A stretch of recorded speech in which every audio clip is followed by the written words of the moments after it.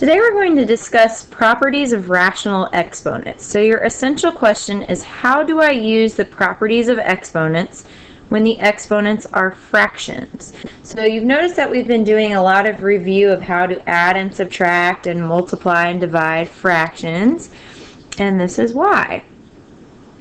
So you guys have already learned these properties of exponents, so this is just to review.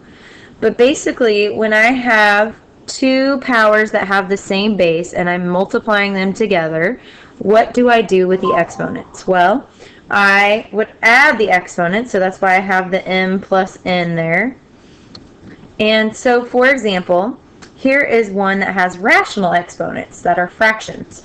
So if I have 5 to the 1/2 power times 5 to the 3/2 power, then I would add the exponents. So if I take 1/2 plus 3/2, I would get 4/2. So I'm going to take 5 to the 4/2 power, and if I reduce that, I don't know why it's doing that, sorry.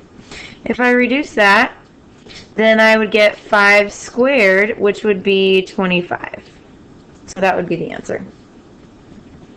Now when I'm raising a power to a power, so I already have a power and then I'm taking it to another power, I am multiplying the exponents. So in this case, I would multiply these together. So 5/2 times 2 would be 10 over 2, which would be 5. So I would get 3 to the 5th power, and that would be 3 times 3 times 3 times 3 times 3. So I would have, oops,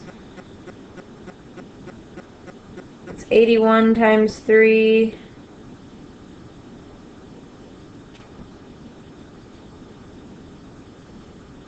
Which would be 243.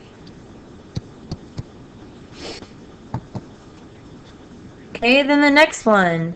If I have a product of two numbers and I have a power outside, then what I have to do is I have to take each number or base to that power on the outside. So if I have 16 times 9 to the 1/2, then I'm taking 16 to the 1/2. And then I have 9 to the 1/2. And you may remember from yesterday's lesson that the 1/2 power is the same as doing what? It's like taking the square root. So really, I would have the square root of 16 times the square root of 9, which would be 4 times 2, which would be 8. So that would be the answer. Another property that we learned about was how to eliminate negative exponents. We don't like negative exponents, so when you have a negative exponent, you move it to the opposite side of the fraction. So if it's in the numerator, you move it to the denominator, and if it's in the denominator, you move it up to the numerator. So if I have 36 to the negative 1/2, I don't like negative exponents, so I would move that to the denominator and make it positive. And then I remember that to the 1/2 power is like taking the square root. So I would have 1 over the square root of 36, which would be 1 over 6. Okay. Next we did dividing powers. And when we divide powers that have the same base, we subtract the exponents. So if I have 4 to the 5/2 power divided by 4 to the 1/2 power, I would subtract the exponents. So 5/2 minus 1/2 would be 4 to the 4/2, and if I reduce that, that's like 4 squared, which is 16. Then I did a quotient raised to a power. So if I have a fraction and I'm raising it to a power, I have to take the numerator to the power and the denominator to the power. So for this example, I would take 27 to the 1/3 power and 64 to the 1/3 power. So 27 to the 1/3, oops, I don't know why it keeps doing that. divided by 64 to the 1/3. And raising something to the 1/3 power is the same as doing what? If you remember from yesterday's lesson, that's like taking the cube root, because whatever's in the denominator is our root. So this would be like the cube root of 27 over the cube root of 64. So what number to the 3rd power equals 27? It would be 3. And what number to the 3rd power equals 64? It would be 4. So our answer is 3/4. So those are a lot of the different properties of exponents that we learned and how you can apply them using rational exponents or fractions. So on the next slide, I have a few examples that I'd like for you to try on your own.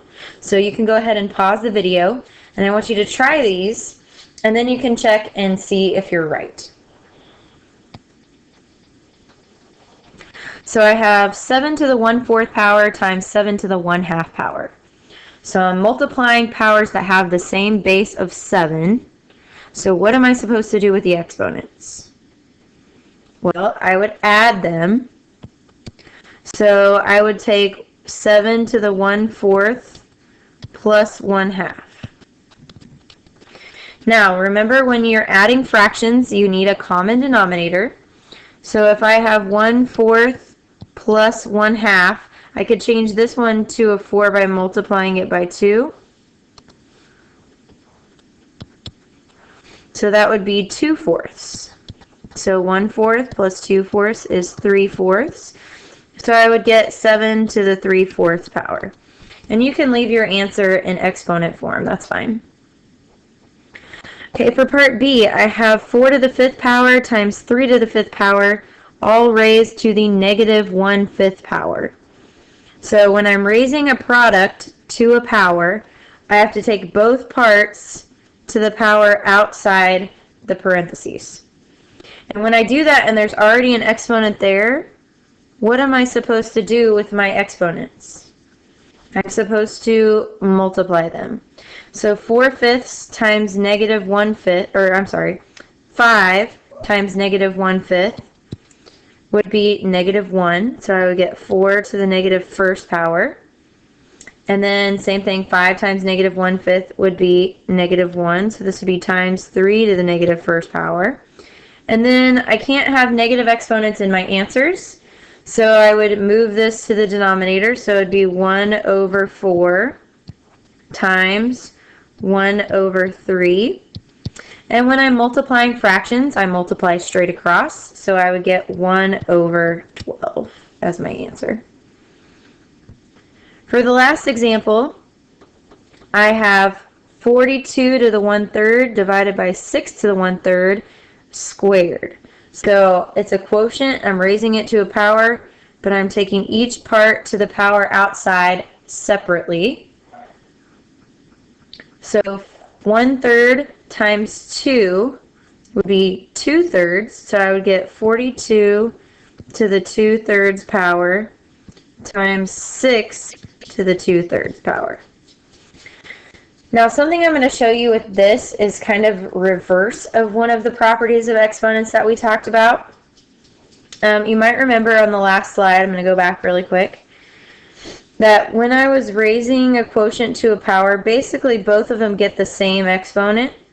So what we can do is, if we have, this was like 27 to the 1/3 over 64 to the 1/3, if you notice that the powers are the same, you can basically reverse that and take out the power outside. So basically what we could do here is we could have 42 times 6 all to the 2/3 power. So what I did is I just took the 2/3 out of it, because really I would take 42 to the 2/3 and 6 to the 2/3. And I'm sorry, this should be dividing by, not times. So I would have 42 divided by 6. Well, that equals 7. So then I just end up with 7 to the 2/3 power. And that would be the most simplified answer. So if you notice that the powers are the same on either a multiplication problem, like this one, or a division problem like this one, you can actually pull the power out. So on this one, I could have taken 4 times 3 and taken the -1 power out of the outside. And so then 4 times 3 is 12, and I would have 12 to the negative first, which then would turn into 1/12. So you can see either way I get the same answer. So whenever the powers are the same, that's another property you can use. You can pull that power out and simplify what's inside. All right, you guys can go back and write your summary, and I'll kind of help you with it this time. So how do I use the properties of exponents when the exponents are fractions? You still follow the properties of exponents.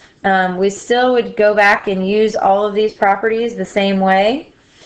We just are using fractions, so you use them exactly the same way you did before. All right, thank you.